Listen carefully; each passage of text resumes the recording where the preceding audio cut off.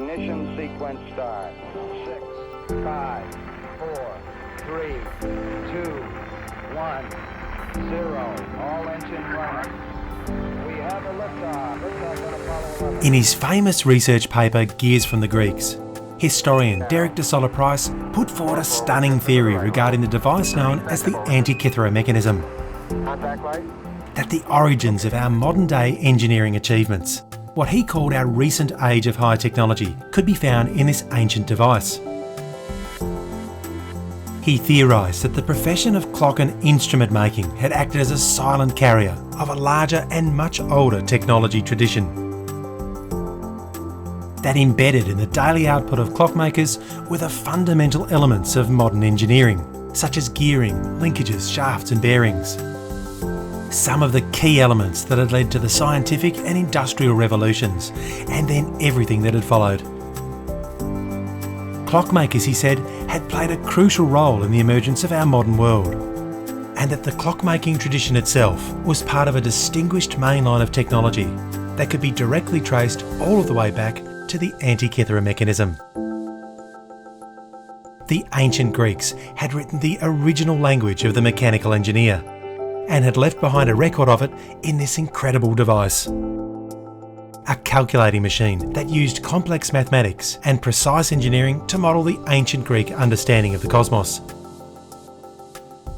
A single input wheel drove a complex combination of gears, pins, slots and pointers, so that the operator could directly compute and, most importantly, predict the position of the naked eye celestial objects, the date and time of eclipses, and even some of the characteristics of those eclipses. The phase of the moon, retrograde motion of the planets, and even barely observable details like the precession of the lunar orbit were all modelled according to ancient Greek astronomical theory.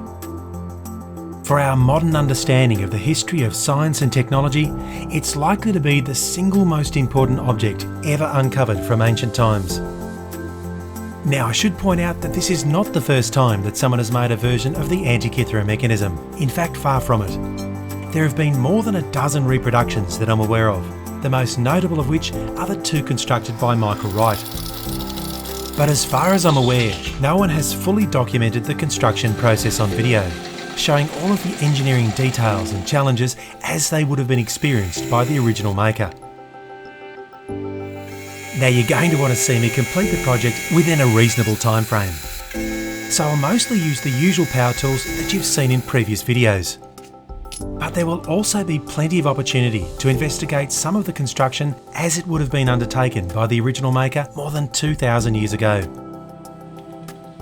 The data for the reproduction will be sourced from the latest research, mostly from the published work of Tony Freeth and his colleagues of the Antikythera Mechanism Research Project.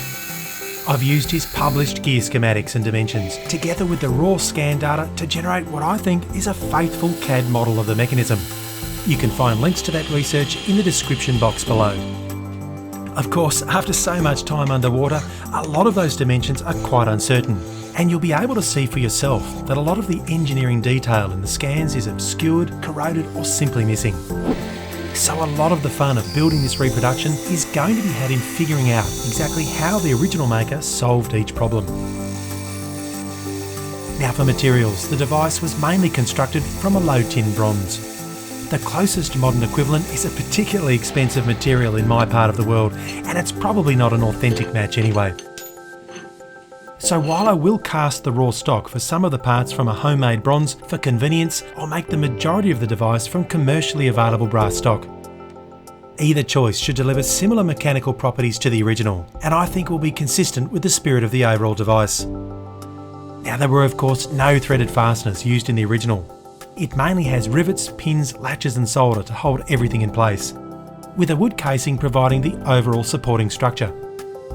These elements will be reflected in the reproduction, but the wooden case presents a small problem with regard to this video series. It would obstruct a lot of the mechanism and prevent you from seeing everything as it's being built, and we can't have that. So I'll construct the mechanism using these temporary support pillars that you've been watching me make for the last few minutes. It'll keep the whole thing open and easily viewed during the majority of the build. At the end of the project, I can either remove the pillars entirely and replace them with the original wooden structure, or I could perhaps do some sort of combination of both pillars and detachable casing, so that the internal wheelwork can be viewed as the device is operated. I'll leave that decision until much later in the build. Of course, there's plenty more to figure out and so much more to discuss as I go through the process of building this beautiful machine. Stick around, I'm sure it's going to be a lot of fun. Thanks for watching, I'll see you later.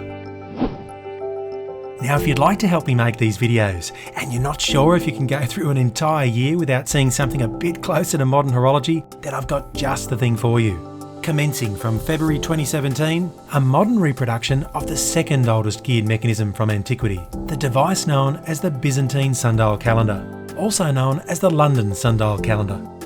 I'm giving it the full reproduction treatment, but more from the perspective of how an 18th century clockmaker might have tackled the project. So you'll see all of the techniques and materials that I've started to explore with the skeleton clock project, but developed further to work on this much more condensed scale.